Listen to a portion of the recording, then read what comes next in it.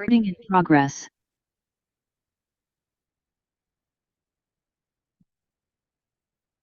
자, 그래서 의료용 관리자 페이지에 처음에 어떻게 들어가서 회원가입을 하게 되는지 진행을 해보도록 하겠습니다.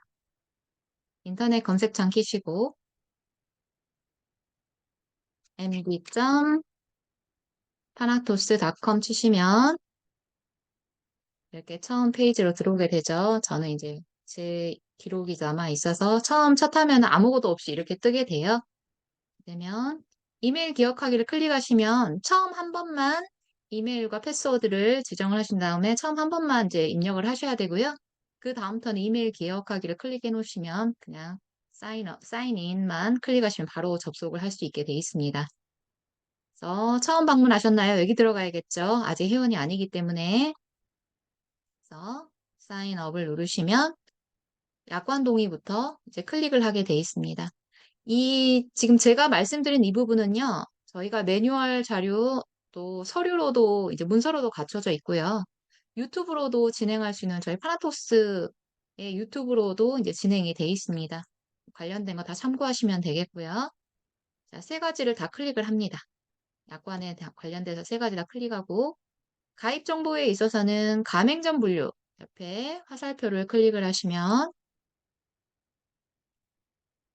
한방, 양방, 기타 관계자 저희는 이제 뭐 대목이 구입하신 뭐 사장님들도 계시니까 그분들은 기타에 이제 클릭하시면 되겠죠. 근데 병원에 나갈 때는 한방이냐 양방이냐 선택해서 클릭하시면 되겠고 양방을 클릭하시면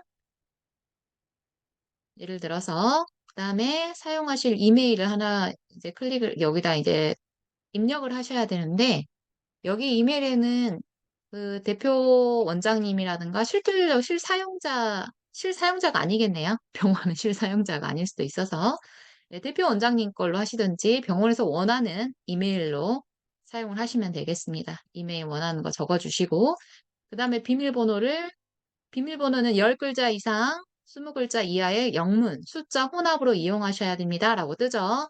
네, 그래서 이 부분 비밀번호 만드시고 다시 한번 같은 비밀번호 확인 체크하시고 내려오시면 기간 정보에 보시면 기간 코드라고 돼 있잖아요.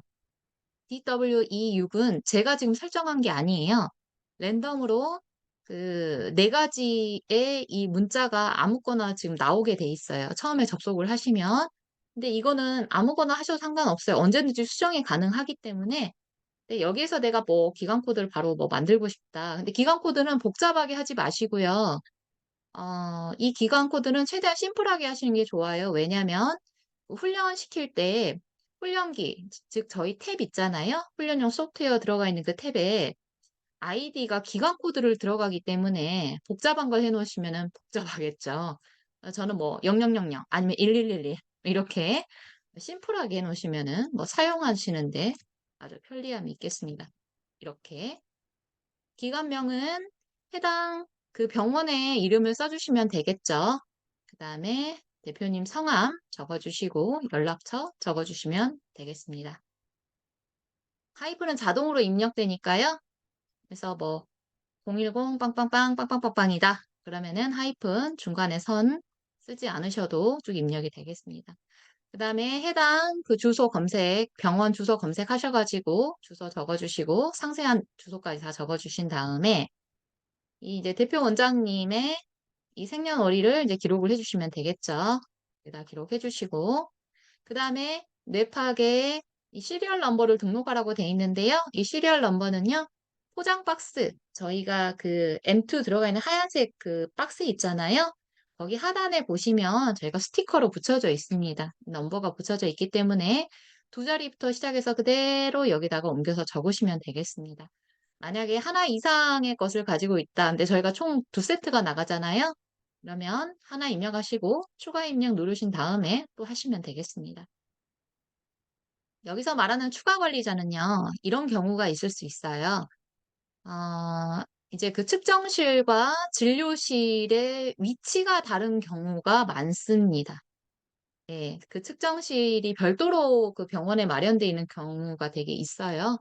그런 경우에 측정은 측정실에서 하고 그 결과치에 대해서 그 진단하신 의사 선생님이 보셔야 되잖아요. 그 자료를 보셔야 되기 때문에 그 추가 관리자를 그 찍는 그 간호사분이라든가 임상병리사 찍는 분으로 이렇게 해 주시면은 같이 그 이메일을 관리를 하셔 가지고 들어올 접속하는 데 좀 편리함이 있겠습니다. 이건 하셔도 되고 안 하셔도 돼요.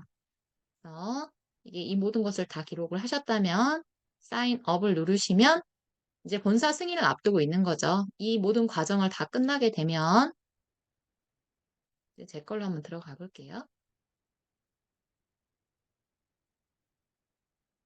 이렇게 계약 상태에 들어가시면 계약 완료라고 떠 있죠. 그래서 이 회원 가입을 하신 다음에 본사의 승인을 받아야 됩니다. 본사에서 이걸 열어 드려야 돼요. 서버를 사용할 수 있도록. 그래서 본사에 요청을 하셔야 돼요. 회원 가입 이후에 요청을 하시면 되겠습니다. 그럼 본사에서 승인을 해 드려요. 그러면 이렇게 계약 완료라고 뜨죠. 그래서 분석권에 대한 횟수, 그리고 기간 코드 뜨고 기관명, 병원 이름이 되겠죠. 뭐 해당 해상 그 뭐 원장님이라든가 대표하시는 분의 연락처가 여기 뜨고요.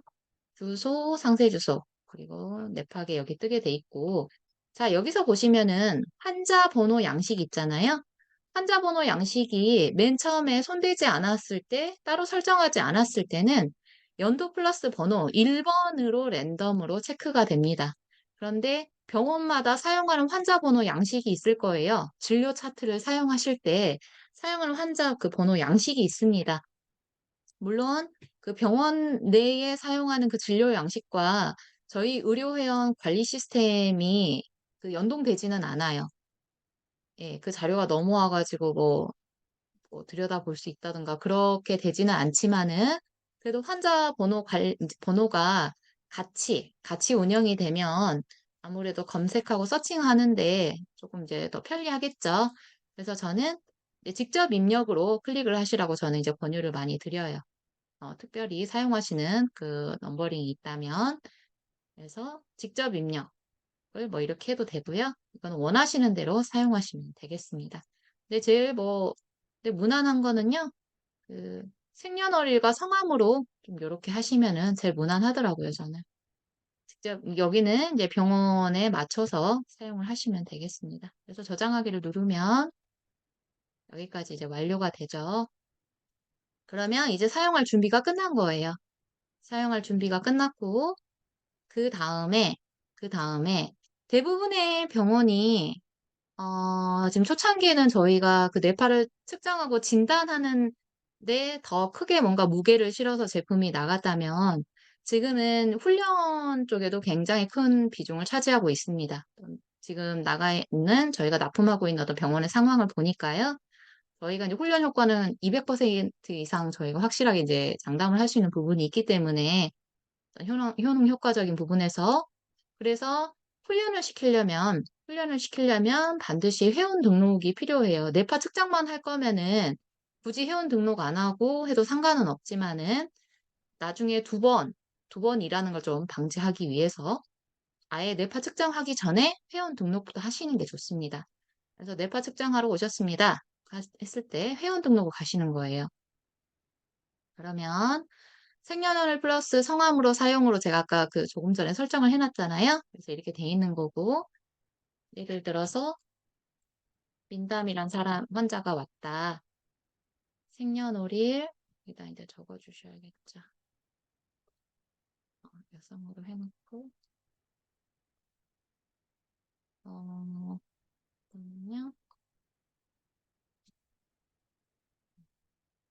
78 이렇게 기록해 주시고 이 건강 정보를 이제 선택을 하게 돼 있는데요.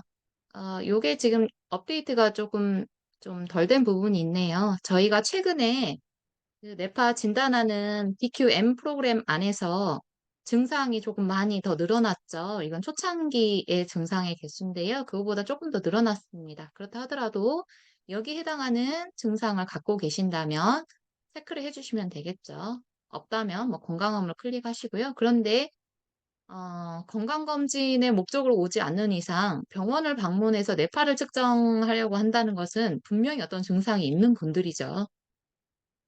예를 들어서 두통 해볼까요? 그러면 여기에 해당하는 주된 증상에 하나를 체크를 하게 되면 자, 2단계에서 지금 여기서 보시면은 두통이 자동적으로 생성이 됐어요. 보세요. 이걸 빼면 아직 클릭하기 전인데 1단계를 먼저 선택해 주세요라고 뜨게 돼 있고 여기에 해당하는 거를 클릭을 했더니 2단계에도 당연히 자연스럽게 두통으로 또 나오게 됩니다. 왜냐하면 여기에 나오는 첫 번째 1단계에 해당하는 증상은 이미 저희가 임상에 의해서 통계값에 의해서 그 훈련 치료 프로토콜이 이미 나와 있어요. 그래서 뇌파 결과값하고는 무관하게 이 증상에 대해서는 어떤 훈련 모드를 통해 가지고 어떻게 훈련을 시키라는 이제 통계치가 있습니다. 그것 때문에 이 증상을 체크하는 건 굉장히 중요해요. 훈련하는데 바로 연계가 되기 때문에 신중하게 선택을 하셔야겠죠. 그 1부 때 요거 설명 잠깐 마치고 BQM 찍어보고 어떻게 보는지 그것도 같이 알아볼 건데요. 여튼 이렇게 체크해보고 3단계 훈련 목적은 뭐냐? 대부분 다 뇌 건강 증진이죠. 학습 능력 향상과 명상을 하기에 병원에 오지는 않겠잖아요. 그죠?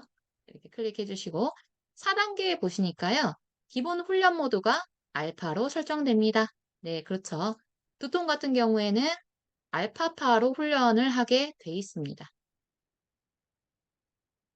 그래서 알파파로 설정이 돼요. 등록을 마치면 확인. 또 회원 등록이 된 거예요. 회원 등록이 되고 나서 봤더니 환자 번호는 생년월일과 또 환자의 이름이 되겠고 훈련 프로토콜은 알파파로 정해져서 나오죠. 어, 여기에서 이 사람이 하긴 했지만은 지금 두통이 아닌 것 같다 얘기를 들은 거예요. 얼마든지 수정이 가능합니다. 여기서 수정이 가능하고요. 훈련 레벨 같은 경우에는 수정하지 않는 이상 3값으로 이제 처음에 나오게 됩니다. 이 3값이라는 거는 보통이에요, 보통. 난이도를 얘기합니다. 같은 훈련 모드여도 이 훈련 모드 안에 난이도가 1단계부터 5단계까지 설정을 하게 돼 있고요. 항상 중간은 보통이잖아요. 예, 그래서 보통 값이고, 만약에 알파파로 훈련을 시키는데, 이 환자분이 보통의 난이도도 뭔가 소화하기 어려울 것 같다. 그러면 난이도를 이렇게 조금씩 낮춰가지고 조정할 수도 있어요. 아니면은 3값으로 보통으로 해가지고 훈련을 시켰는데 훈련을 너무 잘하는 거예요. 너무 잘한다는 건 점수가 잘 나온다는 거죠. 그죠? 그러면 좀 쉽다는 거잖아요. 그러면 난이도를 올리는 거예요. 레벨을 이렇게. 같은 훈련 모드 안에서 4단계, 5단계로. 하지만은 처음에는 웬만하면 이 부분은 손대지 않고 보통 값으로 설정을 해두시면 되겠습니다. 자, 그리고 각 환자마다 BQM 측정 내역, 그리고 훈련 내역을 각각 개인별로 다 들여다볼 수가 있어요. 관리 측면에서 이제 편리하게 해놨죠. 그래서 조금 전에 했던 부분들이 다시 나오게 됩니다. 이렇게 돼 있고요. 여기에서 손댈 부분이 없다면 그냥 넘어가시면 되겠습니다. 자, 여기까지 하시고요. 이제 등록하는 거는 여기까지 마치고 처음에 들어가시게 되면 저희가 이제 병원 프로그램 같은 경우는 세팅을 다 해서 나갑니다. 노트북이라든가 일체형 PC 원하는 타입으로 본사에서 이미 다 세팅이 돼서 나가는데 여기 보시면 메시지 함에 올 메시지 맨 아랫부분 클릭하시면요. 만약에 내가 뭔가 세팅을 해야 되는 상황이다. 그러면 BT 셋업 이 BT 셋업은 저희가 블루투스를 연결하는 앱이에요. 저희 프로그램은 특수 프로그램이기 때문에 저희 하드웨어와 그 다른 노트북이나 일정 PC를 연결을 할 때 자체적으로 블루투스를 설정하지 못하도록 되어 있습니다. 못 잡아요. 그래서 자꾸 P번호를 알려달래요. 핀 번호를 알려달래요. 이렇게 문의하시는 분들이 있어요. 이렇게 몇 번을 얘기해도 자체적으로 블루투스를 잡지 못하고요. BT 셋업이라는 앱을 반드시 설치를 하셔야 됩니다. 그다음에 BQM 1.1 결과 해석법이 여기 있어요. 그래서 여기에서 다운받으셔가지고 보시면 되겠고요. 또 BQM, BQ 측정 프로그램을 또 다운받게 여기서 돼 있습니다. 여기서 다운받으셔도 되고 나머지는 그대로 보시면 되겠습니다. 여기는 이제 처음 가입 절차에 대해서 이제 말씀을 좀 드렸고요.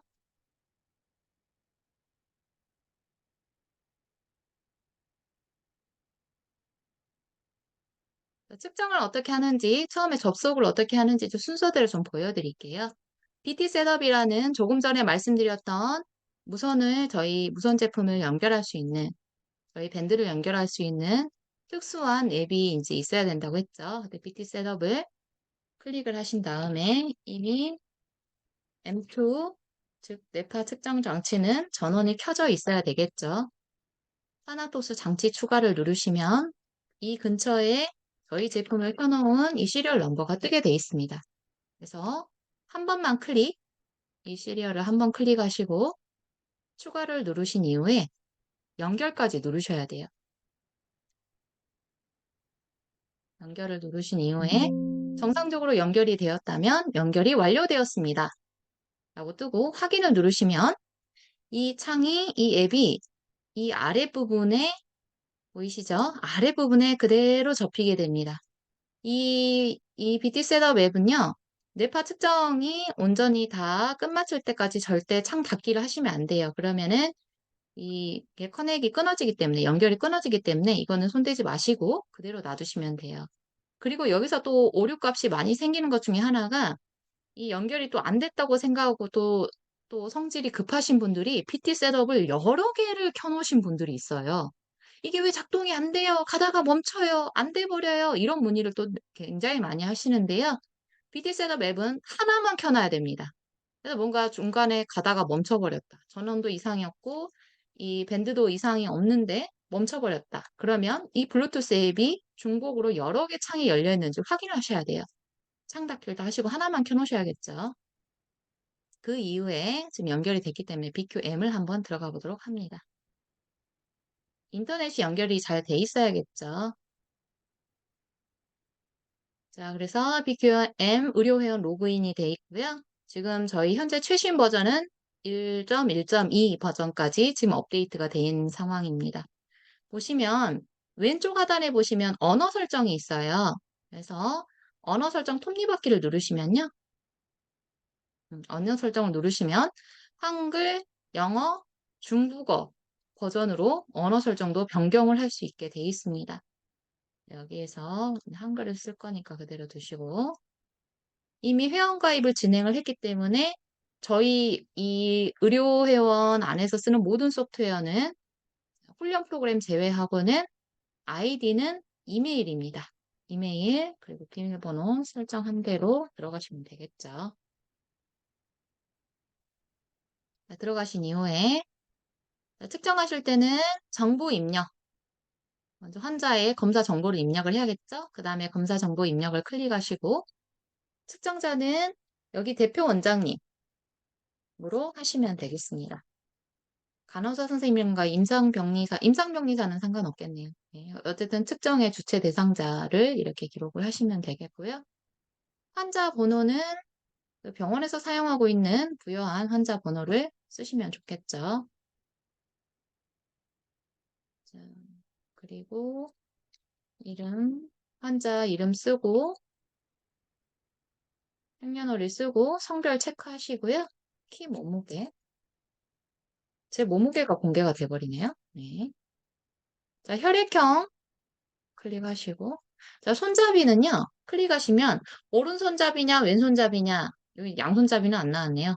자, 이제 주택에 사용하는 손을 클릭을 하시면 되겠죠? 그래서 오른손잡이면 오른손잡이. 이거는 훈련 때문에 그래요. 이거는 이제 내일 훈련에 대해서 말씀드리면서 다시 한번 설명을 드리겠습니다. 시력은 알고 계신 대로 쓰시고요. 대부분 성인들은 시력 모르는 경우가 훨씬 많아요. 모르시면 그냥 패스하셔도 상관없습니다. 흡연은 하루에 피우는 양입니다. 하루에. 안 하면 안 한다고 체크하시고 음주는 주 몇 회냐 평균적으로 클릭하시면 되겠고요. 가장 중요한 게 여기 그 검사 정보에서 가장 중요한 거는요. 이 생년월일이 가장 중요합니다. 생년월일을요. 실제 생년월일을 기록을 하셔야 됩니다. 기준값이 달라지기 때문에 기초율동에 대해서 그래서 젊은 사람들은 상관없겠지만은 좀 연세가 있으신 어르신들 같은 경우에는 실제 생년월일을 알려달라고 해야 돼요. 호적상 몇 년씩 차이가 나시는 분들이 있어요. 그래서 실제 생년월일을 기록을 하시면 되겠습니다. 다음에 증상을 체크하는 난이 두 가지가 있습니다. 해당되는 주증상 하나, 그리고 두 번째는 부증상 하나. 이렇게 돼 있는데요. 자, 주증상에서는 말 그대로 내가 불편한 데가 뭐 여러 가지가 있어요. 종합병원이에요. 근데 난 그중에서도 이게 가장 불편하고 가장 나를 힘들게 해요. 뭐 이미 진단이 나온 것도 괜찮고요. 가장 환자가 느끼기에 가장 힘들다고 하나 생각되는 주된 증상을 딱 하나만 체크할 수 있는 거예요. 주된 증상에서는. 그래서 여기 나와 있는 것 중에 있다면 찾으셔 가지고 체크하시면 되겠습니다. 예를 들어서 나는 스트레스 때문에 잠도 못 자고 스트레스가 지금 가장 나한테 심각한 원인인 것 같아요. 스트레스 적었어요. 그다음에 자, 주증상에선 다시 한번 하나만 체크할 수 있습니다. 여기에서 하나만. 그리고 해당되는 부증상은 자, 두 번째로는요. 같은 것을 다 체크하게 돼 있는데 증상이 같은데 여기선 중복 체크가 가능합니다. 중복 체크가 가능해요. 기타 불편하다고 느끼는 모든 것들을 다 체크하시는 거예요. 뭐 이명도 있는 것 같아요. 나는 비염도 있어요. 약간 저혈압이에요. 뭐 잠도 잘 못 자요. 만성 피로예요. 두통도 다 일단 기록하시는 거예요. 지금 이 해당되는 부증상이 훈련 모드에 영향을 끼치진 않지만 뇌파 분석을 좀 섬세하게 들어갔을 때 나중에 훈련 치료를 하게 됐을 때 이제 참고 사항이 됩니다. 그래서 다 적는 거예요. 자, 그리고 현재 드시는 약이 있다면 클릭하시면 되고요. 자, 여기에는 없음에 체크돼 있잖아요. 없음 체크박스를 다시 한번 누르면 나머지가 활성화가 됩니다. 항불안제 먹고 있다, 항우울제 먹고 있다, 수면제, 감기약을 오늘 먹었다. 그러면 해당되는 걸 체크하시면 되고요. 이 약 말고 내가 뭐 평소에 꾸준한 약이 있다. 그리고 내가 오늘 약을 먹고 와버렸다. 물론 뇌파 측정하기 이전에 병원에서는 주의사항을 고지를 하셔야 됩니다. 그 내용까지 이제 다 드리니까. 평소에 복용하는 약이 있다면은 측정 당일에는 드시지 말고 오시라. 라는 것을 분명하게 말씀드려야 돼요. 근데 그 약에 의해 조절된 뇌파가 나오기 때문에 그 환자 뇌파의 객관적인 값을 보기가 어렵습니다. 그래서 그 약을 드시지 말고 오시라라고 해야 돼요. 약을 챙겨 오시라고 하면 돼요. 측정한 다음에 바로 드시라고 하면 되니까. 그래서 기타에 체크하고 그 뭐 다른 거 약을 먹고 있다. 뭐 며칠째 먹고 있다. 혹은 몇 년째 뭘 먹고 있다. 특히나 혈압약 많이 드시니까 뭐 고혈압약을 뭐 3년째 복용 중이다. 뭐 요런 식으로 적어주시면 돼요. 다음에 참고 내용에서는요. 기타 과거에 수술했던 이력, 그죠? 그리고 뭐 사고 났던 거 이런 것도 참고적으로 적어주시면 뇌파 보실 때 이제 도움이 됩니다. 뭐 무좀이나 치질 같은 거는 그냥 빼셔도 돼요. 맹장 뭐 그런 거 안 하셔도 돼요. 네, 그런 거 말고 아주 특수한 경우에 여성분들 재활용 절개 뭐 이런 것도 안 하셔도 돼요. 그다음에 다 하셨다면 개인정보 수집 및 이용 동의를 체크를 안 하시잖아요. 검사 시작이 안 됩니다. 지금 제가 체크한 이 부분들에 하나라도 뭐가 빠지게 되면은 넘어가지를 않아요. 그래서 개인정보 수집 및 이용에 동의한다. 체크하시고 검사 시작을 누르시면 저장하라고 창이 뜹니다. 그죠? 그래서 이미 이름과 그 측정 당일에 날짜가 다 뜨기 때문에 이거는 손대지 마시고요. 그냥 저장 누르면 돼요. 저장. 저는 새롭게 폴더 하나를 만들어서 BQ 측정이라는 폴더를 만들어서 여기서 관리를 하고 있기 때문에 폴더 하나 만들어서 거기에 경로를 설정을 해주시면 좋겠죠. 그래서 저장을 누르면 바로 뇌파 측정이 됩니다. 같이 하시고요. 자, 뇌파 측정했다고 치고 뇌파 측정하고 분석을 누르면 그 자리에서 즉시 바로 분석이 되고 결과 보기를 누르면 바로 분석 값이 뜨게 됩니다. 검사 내역 조회. 제가 다시 한번 들어가 볼게요. 자, 그런데 방금 측정한 거를 바로 뜨는 거는 바로 방금 한 거니까 그런다 치는데 과거에 저장했던 거를 지금 이 창에 BQM에서 내가 보려고 하면 아까 그 md.panafox.com 의료 관리 페이지에서도 확인을 할 수가 있지만 여기서도 확인을 할 수가 있어요. 그래서 파일을 누르시고 검사 내역 조회를 누르시면 네, 뜨죠. md.thanatos.com으로 바로 가게 돼 있습니다. 그래서 이렇게 쭉 측정했던 사람들이 다 뜨게 되고요. 이렇게 회원 조회도 할 수 있고 검사 내역, 훈련 내역, 누가 무슨 훈련을 어떻게 했다는 게 뜨게 됩니다. 이렇게 하시면 되고요. 제 거를 한번 가볼까요? 네. 검사 내역으로 들어가 볼게요. 자, 민담이라는 환자를 측정했다. 이것에 대해서 BQM 분석 내용을 내가 다시 지금 보고 싶다라고 했을 때 뷰어, 이 눈이에요, 눈. 눈 모양을 클릭을 하시면 이렇게 화면이 보여지게 됩니다. 잘 보이시죠? 그래서 두 장의 결과값으로 나오게 됩니다. 그래서 여기 좌측에서도 볼 수 있지만 이걸 인쇄하기를 누르신 이후에 PDF로 변환해서 저장할 수도 있어요. 왜냐하면 저희 의료회원 관리 시스템 볼 수 있는 이 값은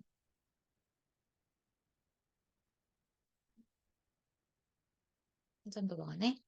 이 값은 환자한테 보내봤자 볼 수 없는 프로그램이에요. 특수 프로그램이기 때문에 저희 의료용 관리자 페이지만 볼 수 있는 혹은 BQM에서만 볼 수 있는 결과값이기 때문에 이거를 그냥 일반 누구나 열람할 수 있게 누구나 볼 수 있게 PDF로 변환해서 저장을 하시면 돼요. 근데 저장하는 기능이 따로 있는 게 아니고 인쇄를 누르신 이후에 프린터에서 마이크로소프트 프린트 투 PDF. PDF가 여러 가지 종류가 있는데요.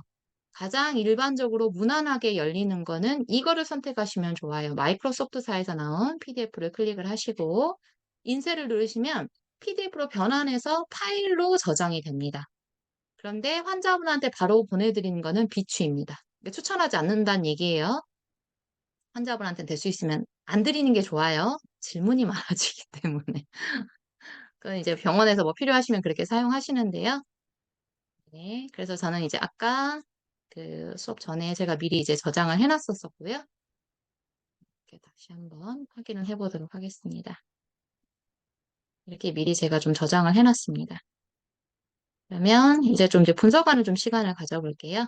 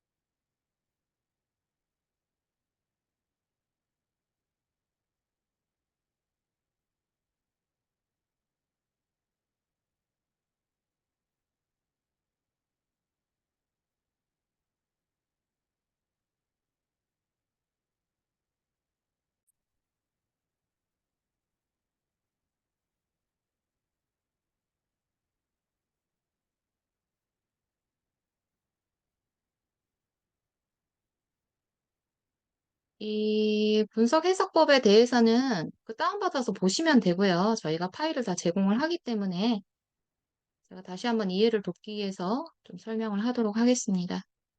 그 과거 거는 보시면 영어로 돼 있죠. 그런데 최근에 버전이 이제 한국어 버전으로 한글로 지금 다 이렇게 바뀌어서 나오기 때문에 선택해서 쓰시면 돼요. 근데 의사 선생님들은 한글로 나오는 걸 또 원하시더라고요, 따로. 그래서 글씨가 잘 보이시나요? 조금 더 확대해 드릴까요? 그래서 부분만 좀 볼 수 있도록 크게 좀 보여드리도록 하겠습니다. 자, 기초율동부터 좀 볼게요. 기초율동은 정상 성인이라면, 자, 성인은 15세부터 성인으로 치고요.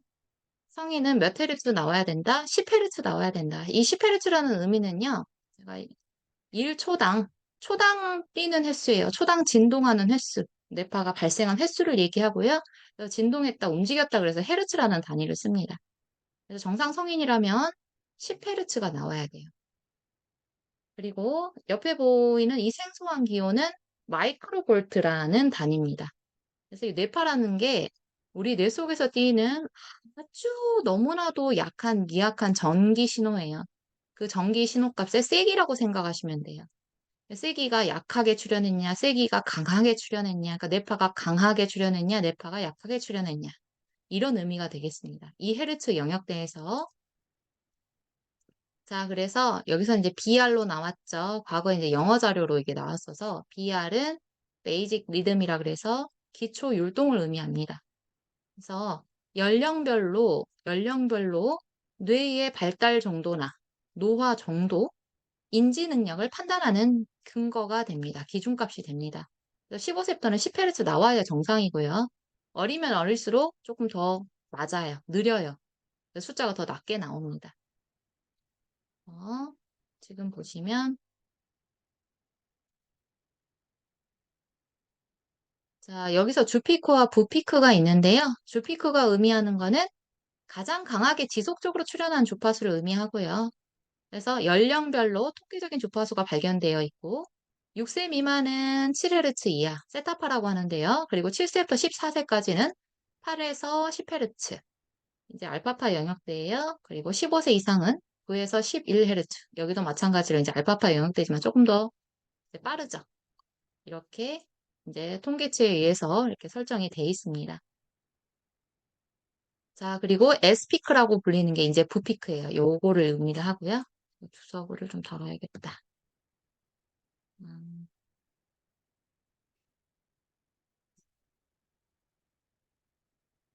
이거를 의미하고요.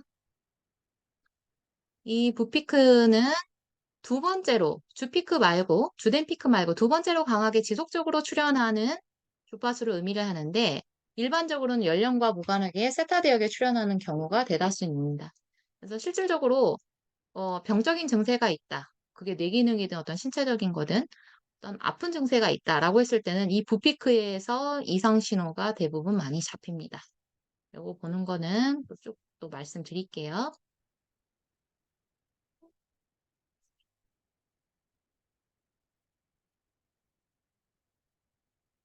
그리고 그 다음에 좌우뇌, 좌뇌와 우뇌의 신호값을 각각 따로따로 측정하게 돼 있어요. 여기 나와 있죠? 주파수가 의미하는 거, 뇌파 세기가 의미하는 거. 그 다음에 이제 코헤런스 값인데요. 코헤런스라는 거는 뭐냐면은 여기 옆에 나와 있는 숫자예요. 뭐냐면 이거 여기. 자, 그래서 코헤런스는 이제 일관성을 의미하는데 자, 해당 주파수 대역. 그러니까 지금 9Hz가 나왔잖아요. 9Hz 영역에서 좌뇌와 우뇌가 발생하는 순간에 좌뇌와 우뇌에서 동시적으로 신호가 발생하는 순간에 주파수와 세기가 일치하여 발생하는 정도를 의미하는데요. 0에서 1 사이 값을 갖고 0은 좌우가 전혀 일치하지 않는 경우이고 1은 좌우가 완전히 일치함을 의미합니다. 이 값이 또 왜 중요하냐면 좌우의 연결성을 보는 거예요. 이제 동시성이라고 볼 수도 있는데 이거를 이제 조금 더 구체적으로 일관성으로 보기도 합니다. 그래서 좌우의 연결성이 떨어지면 여기서 오는 문제들이 굉장히 심각합니다. 그래서 주피크가 10Hz 나왔다. 그런데 뭐 코헤런스 값이 너무 낮게 나왔다. 이것도 문제가 되고요. 근데 주피크도 느리게 나오면서 코헤런스도 그게 느리게 나왔다. 이거 더 심각한 문제죠. 보시면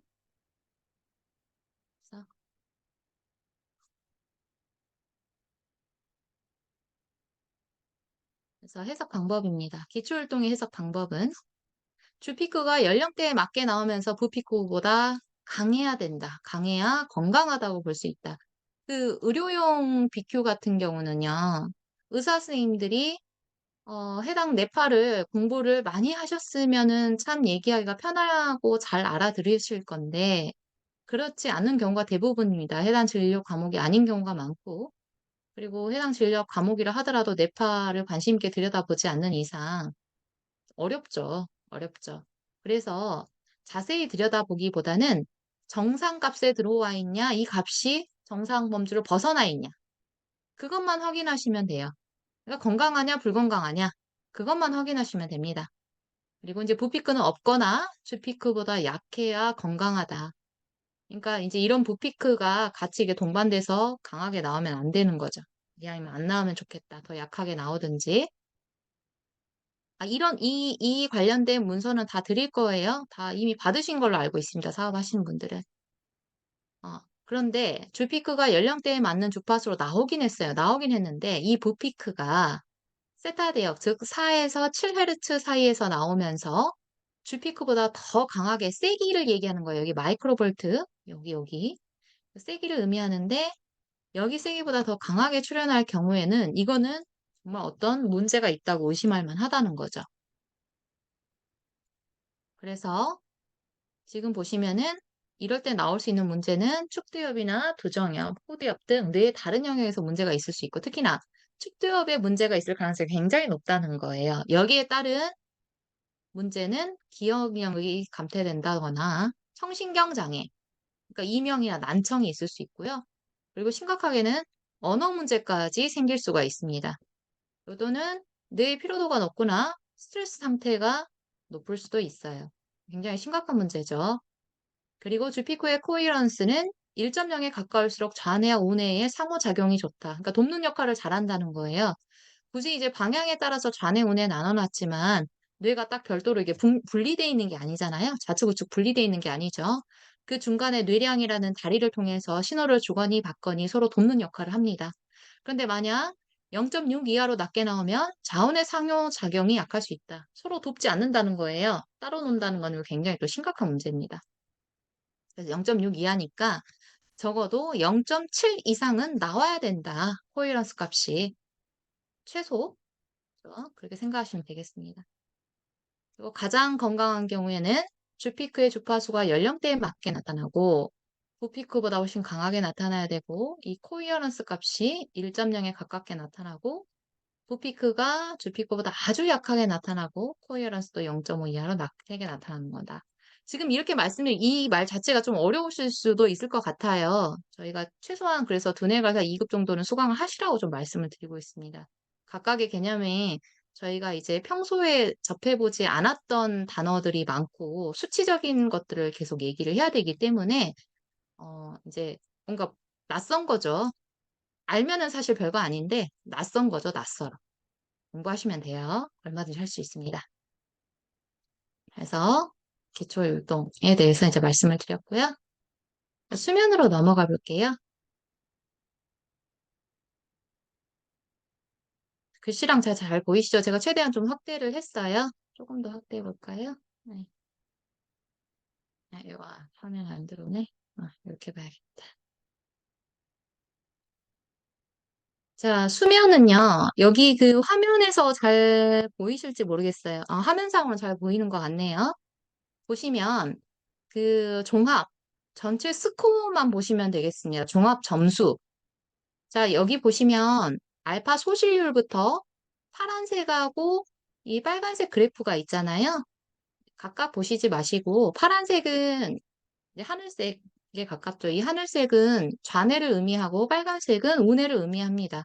각각의 신호를 이제 잡은 거예요. 방향별로. 근데 이 둘 합쳐가지고 이 종합 점수가 이 그레이존, 그러니까 회색에 칠해진 이 음영값 안에 들어와 있으면 정상. 아니면 비정상이라고 얘기하면 기분 나쁘니까 불안정하다. 건강하지 못하시군요. 수면에 많은 불편함이 있으시겠습니다. 저는 이렇게 말씀드리는데 병원에서는 얼마든지 네, 이제 의사 선생님이 이제 뭐 평소 말하시는 되게 진단을 내릴 때 스타일들이 다 달라요. 있어요. 저는 일단 이렇게 좀 말씀을 드려요. 정상 범주를 알려드리고 여기에 대해서 진단 내리시면 이제 스타일별로 이렇게 하셔라. 정상 범주만 알려드리면 돼요. 요 음영값 안에 들어가시면 정상. 수면에 문제? 없네요. 잠 잘 주무시겠네요. 그 다음에 보시면은 여기 보시면 뭐 알파 블로킹이 음액값이면 수면 상태가 안 좋았거나 이렇게 돼 있는데 알파 블로킹을 이해를 하시려면 지금 이해하시긴 조금 곤란하고요. 뇌파드에 잠깐 공부가 조금 필요합니다. 자, 그래서 지금 보실 거는 이 의문값 안에 이 색이 칠해진 회색으로 색이 칠해져 있는 이 값 안에 그래프가 들어와 있냐 들어가지 않았냐 그것만 보시면 돼요. 그리고 저희가 의사 선생님들한테 그 짧은 그 찰나의 시간에 빨리 설득을 해야 되잖아요. 시간을 많이 내주지 않아요. 많이 그 미팅을 해 보셨으면 아시겠지만은 거의 점심시간 통해서 잠깐 미팅하는 게 대부분이기 때문에 빨리 설명을 해 드려야 됩니다. 그래서 특장점만 집어서 얘기를 해 드려야 되기 때문에 여기 안에 들어왔으면 정상입니다. 그래서 인지 능력, 인지라고 아예 나오죠. 그래서 60세 이상은 인지의 점수로 나오게 돼 있고, 거꾸로 말했네요. 60 세가 되지 않으신 분들은 인지로 나오고 60세 이상은 치매값으로 나옵니다. 같은 얘기예요. 같은 얘기인데 60 세도 안 된 사람한테, 되지 않은 사람한테 "치매가 없으시네요." 이렇게 말하기는 조금 곤란하잖아요. 그래서 같은 말이에요. 같은 말인데 인지로 바꿔 놨죠. 그래서 인지 기능이 저하되면은 그게 인제 치매가 오는 거니까. 그래서 인지에 대해서는 여기는 코그니티브라고 돼 있고 디멘시아라는 치매값이 있습니다. 같은 얘기입니다. 그래서 인지 기능의 종합 점수만 보시면 된다 그랬죠. 종합 점수. 근데 지금 여기서 보시면은 종합 점수에 대해서는 지금 그레이 존이 없고 인지도에 그레이 존이 있잖아요. 여기 음영값. 이렇게 음영값만 쫓아다니시면 돼요. 음영값 안에 자원회가 다 들어와 있으면 인지 능력 정상이시네요. 좋습니다. 그다음에 우울과 조울에 관련된 얘기입니다. 우울과 조울에 대한 관련 얘기고요. 자, 보시면은 이것도 종합 점수만 보시면 돼요. 다른 걸 보지 말란 얘기가 아니고요. 의사 선생님도 진단을 내리시는 데 있어서 여러 가지를 복합적으로 한꺼번에 빨리 볼 수가 없어요. 환자 한 명하고 얘기하고 상담하는 시간이 너무 잘 아시겠지만 굉장히 짧습니다. 그래서 일일이 다 해석하고 분석하고 읽어줄 수가 없기 때문에 정상이냐 아니냐, 건강하냐 불건강하냐 그 값만 읽어줘야 되잖아요. 그래서 이거는 저희가 이제 분석지에 근거한 기준값을 드려야 되기 때문에 세세한 설명이 다 나와 있는 거고요. 우울과 저울에 있어서 종합 점수를 먼저 보시면 되겠습니다. 종합 점수가 40점에서 60점 사이에 들어와 있으면 여기는 음영으로 표시되어 있진 않지만 딱 한가운데죠. 50점을 기준으로 봤을 때 40점에서 60점 사이에 들어와 있으면 정상. 그러면 우울과 저울에 있어서 한쪽에 치우치지 않고 감정 상태가 치우치지 않고 조절을 잘하고 있구나라고 보여진다는 거죠. 조절 잘하고 있네요. 그런데 이제 반대로 여기서 보시면은 볼게요. 자, 자네 우세율이 운에 없다 높으면 정서적으로 우울할 수 있는데 70% 이상으로 우세하면 우울증을 의심한다. 이렇게 돼 있어요. 그래서 스코어만 보시면 전체 총점 스코어만 보시면 70점 이상이면 우울증에 대해 의심할 수 있다. 거의 우울증이라고 봐야 되는 거죠. 70점 이상 이 그래프가 초과를 하게 되면 근데 70점까지는 안 가는데 60점을 초과를 했어요. 그러니까 중간을 벗어난 거죠. 60점으로 높아져 있으면 우울해질 수 있는 경향이 있다. 충분히 다분한 그런 소지가 있다. 이렇게 판단을 내리는 거죠. 그러면 반대죠. 조울과 관련해서는 조울증은 40점 미만으로 그래프가 짧게 떴을 때는 뭔가 조울에 대해서 의심을 해봐야 된다는 거죠. 반대로 보시면 되겠습니다. 우측으로 쏠리면 우울, 좌측으로 짧게 가면 좌측으로 쏠리면 조울. 이렇게 보시면 되고요. 그 다음에 분노 조절 값을 좀 볼게요. 분노 조절도 똑같습니다. 우울과 조울에 관련된 그 점수의 객관값이 그 가운데 40점에서 60점 사이, 그러니까 그 중간에 위치하면 총점, 종합 점수가 중간에 위치하면 이 부분도 조절을 잘하고 있다라고 보여지는 거죠. 그래서 지금 보시면 다 이제 어떤 그 성향적인 부분을 얘기하죠. 우울과 저울에 관련된 거, 분노 조절. 이거를 조금 더 쉽게 빨리 어필하기 위해서는 우울과 저울은 속에 있는 거, 내면에 있는 거, 분노 조절은 겉으로 드러나고 있는 행동 성향. 물론 이제 더 자세히 들어가면 여기 안에도 감정과 행동이 다 이제 섬세하게 나눠져 있지만 얼른 빨리 얘기하기는 이렇게 얘기하는 게 좀 쉽습니다. 그래서 행동 성향에 더 이제 포커싱을 두기 때문에 그래서 분노 조절을 보시면 조절을 잘 하고 있죠. 가운데 와 있기 때문에. 그런데 마찬가지로 70점 초과해서 우측으로 많이 쏠린 경우에는 굉장히 조급한 성향이면서 이제 70 여기 나오죠. 70점 이상이면 분노 조절에 문제가 생길 수 있다. 그러니까 조급을 넘어서 급한 그런 두드러기 급하게 조급증을 보이는 그런 행동적인 성향을 뛰어넘어서 이제 분노에 가까운 어떤 내 의사대로 뭔가 결정이 빨리 내려지지 않고 빨리 뭔가 행동에 취해지지 않으면 화가 나는 이제 그런 상황이 생기는 거죠. 그러면 반대가 되겠죠. 분노 조절의 반대는 이제 굉장히 뭔가 이 사람이 소극적이 되고 행동을 빨리 취하지 않고 우유부단하면서, 그러니까 여기서 우유부단하다는 건요, 생각이 없어서 그런 게 아니에요. 조금 다른 차원이긴 합니다. 여튼 그래프가 짧게 나온다는 거, 40점 미만으로 나왔을 때는 이 분노 조절과 정반대 성향이라고 생각하시면 돼요. 이제 억제성이 억눌러요. 그래서 화를 잘 내지는 않지만은 뭔가 설득하기 쉽지 않은 반면에 네, 행동력이 빨리빨리 되지 않기 때문에 생각이 많기도 하고 또 부정적인 어떤 사고를 가질 확률이 굉장히 높습니다. 이런 것들이. 자, 이제 스트레스 볼게요. 스트레스는 말 그대로 스트레스죠. 그래서 이 점수가 높으면 스트레스가 있다고 보는 거예요. 신체적으로, 정신적으로 따로따로 체크하게 돼 있고요. 여기 스트레스는 좀 따로따로 봐주시면 더 좋을 것 같아요. 이제 병원이기 때문에 정신적인 스트레스는 지금 여기 이 회색 음영값 안에 들어와 있잖아요. 정신적인 스트레스는 뭐 양호하네요. 그런데 몸이 피곤하죠. 그죠? 신체 스트레스 점수가 이 음영값을 초과를 했기 때문에 좌뇌, 우뇌 다. 그러면 대부분의 이제 병원에서 사용하는 이제 이게 데이터이기 때문에 환자분들이 오시는 거잖아요. 정신적으로 스트레스를 많이 받는 분들도 계시겠지만은 이제 이 신체적인 스트레스도 굉장히 클 거라는 거죠. 보면은. 근데 두 가지로 나눠서 볼 수가 있으니까. 자, 그래서 이거를 이제 종합한 총점을 보시면은 10점을 초과해서 22점, 25점, 좌뇌, 우뇌가 이렇게 나왔습니다. 그래서 여기서 보시면요. 종합적인 점수에서 20점 이상으로 높아지면 스트레스 정도가 좀 높다. 스트레스를 꽤 많이 받고 있다라고 판단을 내리는 거죠. 그러면 신체적인 스트레스가 훨씬 높았기 때문에 몸에서 오는 신호가 굉장히 큰 거죠. 그죠? 이렇게 보는 거죠. 여기서 보시면 한 가지 이제 특이할 만한 점이 종합 점수의 그래프가 이렇게 초록색으로 돼 있는 경우에는 굉장히 양호한 거예요. 건강하다는 얘기예요. 신호가. 그런데 종합 점수의 스코어가 노란색이잖아요. 이거는 경고예요, 경고. 제가 이거 화면을 키워놔서 안 보이는데 여기 위에 보시면 결과지에 다 나와 있습니다. 여기 보시죠? 초록색으로 스코어가 나왔을 경우에는 건강하다. 노란색으로 봤을 때는 의심스럽다. 뭔가 이 상황이 의심스럽다. 근데 빨간색으로 나오면 정말 위험하다. 이 증상이 확실하게 있다. 라고 이제 보는 거죠. 여기서 다시 한번 확인할 수가 있고, 이 부분이 최근에 업데이트된 내용이에요. 한눈에 좀 보기 쉽게 좀 해줘라. 라고 해가지고 요구를 하셔서. 네, 주의산만에 관련된 얘기입니다. 주의산만은 ADD 혹은 ADHD에 대한 내용이에요. 그래서 다 음영값 안에 들어와 있잖아요. 문제 없는 거죠. 건강한 거죠. 종합 점수도 다 들어와 있고. 그래서 50점 이하면 안정적이다.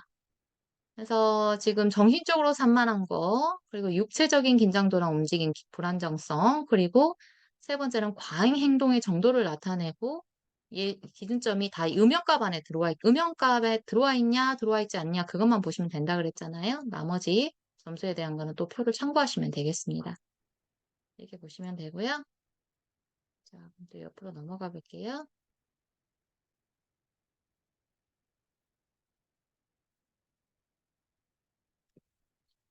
이제 뇌 균형이죠. 뇌 균형은 말 그대로 밸런스죠. 좌우뇌의 균형이 어떻게 형성이 돼 있냐. 그래서 총점만 보시면 돼요. 이거 스코어가. 그래서 80점 이상이면 좌우뇌 균형 좋네요. 건강합니다.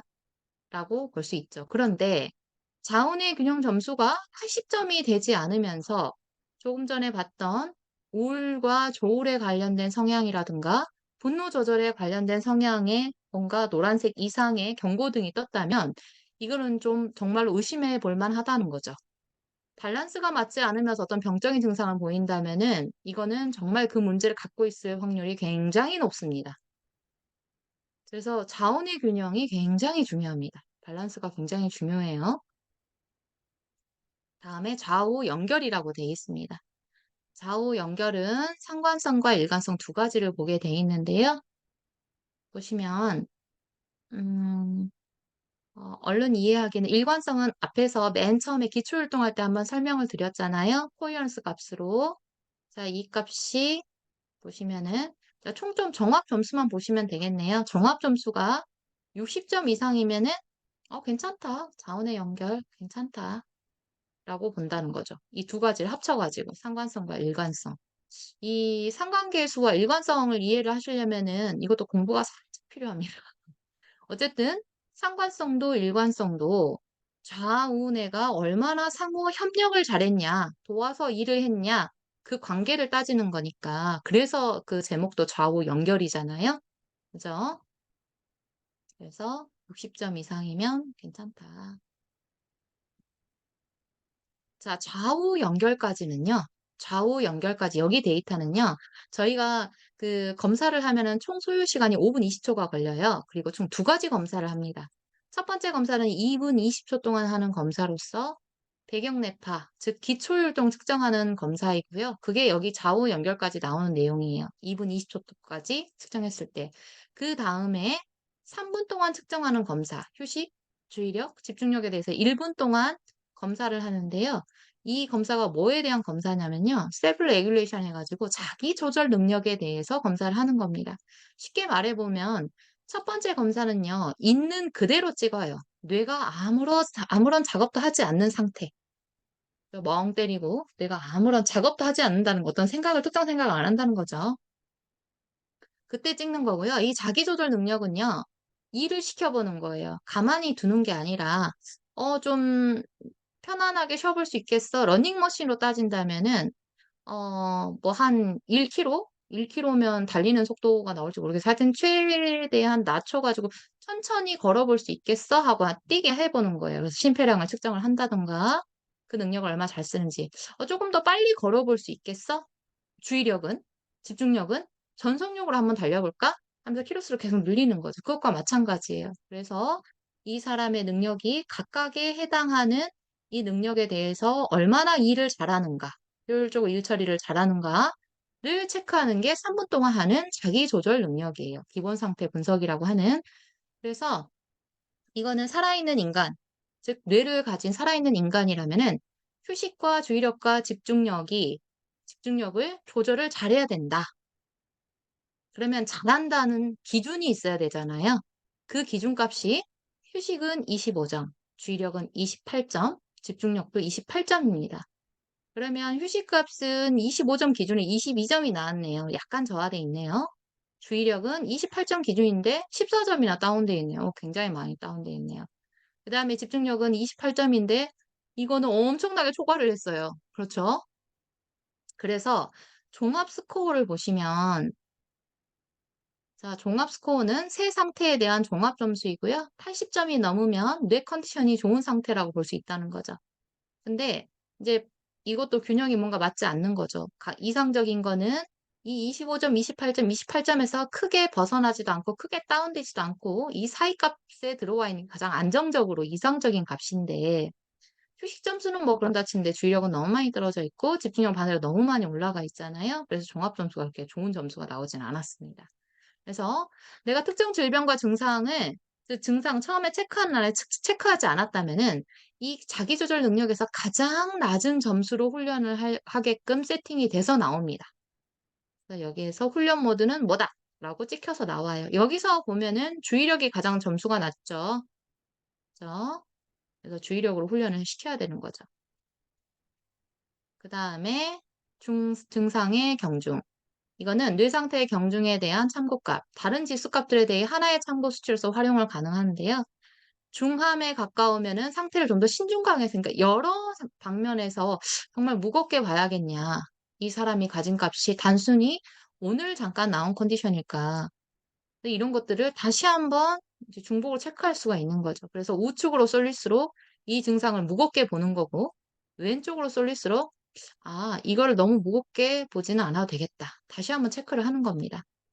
그 다음에 병원에 이제 의료용이다 보니까 어떤 각 계통별로 신체적으로 뭔가 문제가, 질병이 있는지 이것도 또 체크를 할 수 있게 돼 있는데요. 그래서 순환계, 소화계, 호흡계, 근골격계, 시각계, 청각계 총 6가지 계통으로 이제 문제를 체크하게 돼 있습니다. 그래서 문제가 있으면 이렇게 빨간불이 들어와요. 호흡계통에 문제가 있다고 돼 있네요. 그죠? 이건 이제 참고 자료로 이제 보시면 되겠습니다. 그리고 2D 스펙트럼이 나오고요. 2D 스펙트럼은 눈을 감은 값. 첫 번째 검사에서 중간에 눈을 감으세요라는 멘트가 뜨잖아요. 그때 눈을 감은 폐안시 구간, 즉 60초 동안 측정했던 구간에 대해서 좌우내의 뇌파 측정 값이 나오게 됩니다. 그래서 눈을 감는 값은 폐안시고 계안시는 다음에 마지막으로 눈을 뜨세요라고 했던 그 계안시 값이에요. 첫 번째 눈을 뜨고 찍은 그 40초 구간은 데이터로 사용하지 않습니다. 그래서 구간별로 따지면은 중간에 눈을 감은 구간, 다시 한번 눈을 뜬 구간 이 두 가지 값에 대해서 사용하게 돼 있고요. 여기에서 다시 한번 기초율동을 확인할 수가 있어요. 그래서 아래 그래프는 뇌파 영역이고요. 주파수별 영역대 0부터 30까지는 가장 느린 뇌파부터 가장 빠른 파까지 신호값에 의해서 영역별로 이제 구성이 돼 있고요. 이 세로축이 의미하는 거는 뇌파의 세기예요. 그래서 마이크로볼트 값이라고 말씀드렸죠. 여기서 보시면은 8, 9. 죠. 아까 기초율동이 9Hz 나왔었어요. 그러니까 9Hz 값이 자온의 신호가 꼭 겹쳐서 가장 높은 꼭지점을 이루고 있습니다. 여기서 다시 한번 확인할 수 있고요. 이 데이터 값을 다 풀어서 얘기한 게 지금 여태까지, 이때까지 제가 말씀드린 내용들이에요. 여기서 눈으로 다시 한번 확인을 하시는 거예요.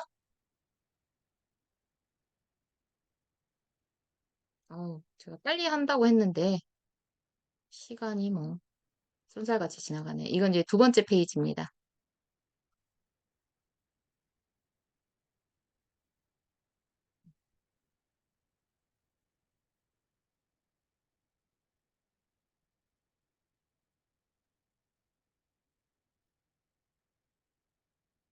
자, 코이어런스 값에 대해서 다시 한번 지금 설명을 하게 돼 있고요. 근데 이 코이어런스 값도 앞에 다 숫자로 다 나와 있어요. 그 다음에 밴드별 비율을 볼 건데요. 이 값도 다 드릴 거예요. 이거에 대한 수치값의 해석이 다 있거든요.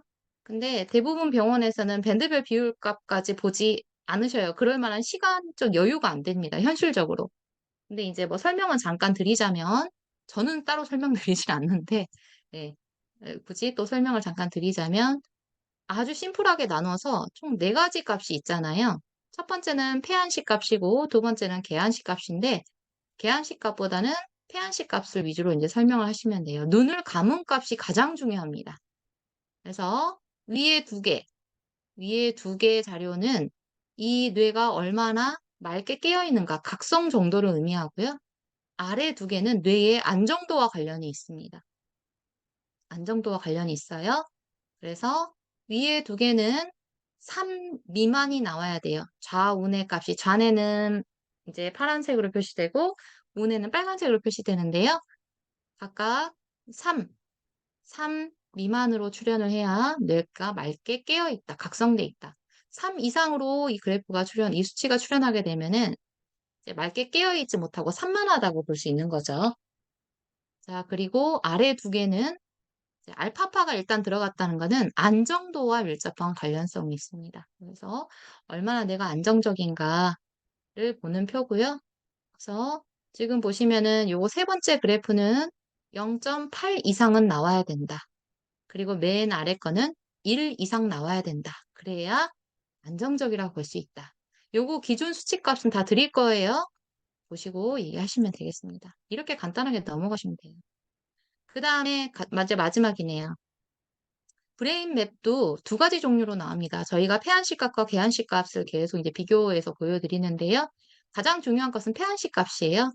폐안식 값에서도 두 개가 나오죠. 절대세기와 상대세기가 나오는데요. 여기서도 절대세기 하나만 보시면 돼요. 그러니까 저는 이제 현실적인 얘기를 자꾸 이제 말씀을 드리는 거예요. 병원 가서 이것저것 수치 다 말해줄 수가 없어요. 환자분들한테. 그래서 가장 중요한 값 하나만. 네 가지 브레인맵이 나오는데 하나만 얘기를 하자면 폐안시 구간의 절대색이 가장 맨 윗줄. 네, 요것만 얘기를 하시면 설명은 다 됩니다. 이렇게 이거. 자, 여기서 보시면 지금 이게 뭐냐면 요게 코예요, 코. 삼각형 보이세요? 노란색 삼각형이 사람 코예요, 코. 그 앞을 쳐다보고 있는 거죠. 그래서 기준으로 여기도 델타파 기준 볼까요?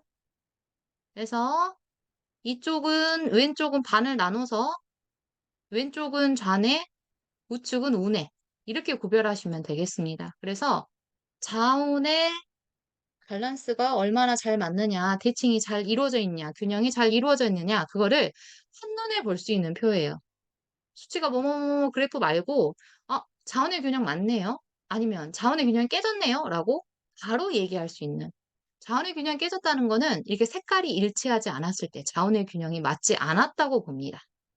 색깔이 일치해야 돼요. 색깔이 일치했다는 거는 좌뇌든 우뇌든 신호가 비슷하게 출현했다는 거죠. 그래서 자운의 신호값이 한쪽이 너무 높고 한쪽이 너무 낮은 경우에는 이렇게 지금 델타파 각 영역별로 델타파부터 감마파까지 가장 느린 파부터 가장 빠른 파까지 각 뇌파 주파수 영역별로 자운의 균형을 설명을 해 놓은 거예요. 그래서 이 뇌파나 뇌에 대한 기본적인 지식이 아무리 없다 한들 이 그림을 딱 보고 이게 우리 환자분의 뇌입니다.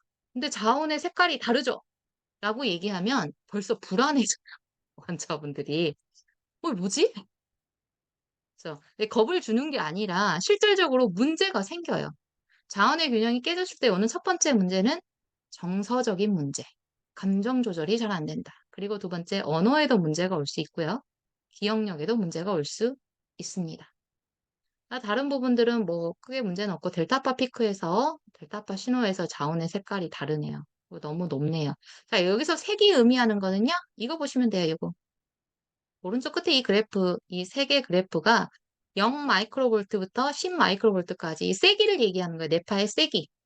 그래서 뇌파가 아주 차분하고 혹은 전혀 출현하지 않거나 비활성화되었을 때는 진한 남색으로 표시가 됩니다. 그죠? 0 마이크로볼트. 그런데 위로 올라갈수록 연두색 점점 밝은 색으로 가더니 빨간색까지 가버리죠. 이건 너무 과잉됐다는 거죠. 너무 세기가 강하다. 뇌파는 너무 약해도 문제가 되고 너무 강해도 문제가 돼요. 특히나 가장 중요하게 봐야 되는 수치가 뭐냐면요. 이 알파파입니다. 알파파. 알파파가 기준이 되고요. 정상 성인이라면 이 알파파 값이 3에서 5 마이크로볼트 사이에 들어와야 정상입니다. 너무 낮지도 않고 너무 높지도 않고 이 세기가. 그죠? 근데 살짝 낮네요. 좌우내다 상값이 안 돼요. 그죠? 좌뇌는 좌측에 표시가 되고 우뇌 신호값은 우측에 표시가 됩니다. 좌뇌는 파란색, 우뇌는 빨간색으로 표시가 돼요. 수치로도 확인할 수 있고요. 근데 이제 신호값이 거의 차이가 안 나죠. 비등비등하죠. 이렇게 보시면 되겠습니다. 그래서 자원의 색깔이 같냐? 색깔이 같은데 빨간색이다, 둘 다. 이렇게 빨간색 동그라미로 돼 있다. 이것도 뭔가 문제가 되는 거죠. 그죠? 알파파에 대해서는 3에서 5 값 사이가 정상이다. 태안식 값이 절대색 이거 하나만 보시라고 말씀을 드렸습니다. 이 브레인맵에 대해서는 내일 좀 추가 설명을 조금 더 드리도록 할게요. 자, 오늘은 설명을 여기까지 마치도록 하겠습니다. 그래서 이제 뇌파 분석까지 살펴봤고요. 내일은 이제 병원에서 사용하는 훈련 프로그램, 저희 MD 프로그램에 대해서 이어서 좀 화면도 보고 어떻게 훈련시키는지 좀 그런 것들을 좀 살펴보도록 하겠습니다. 여기까지 하겠습니다. 수고하셨습니다.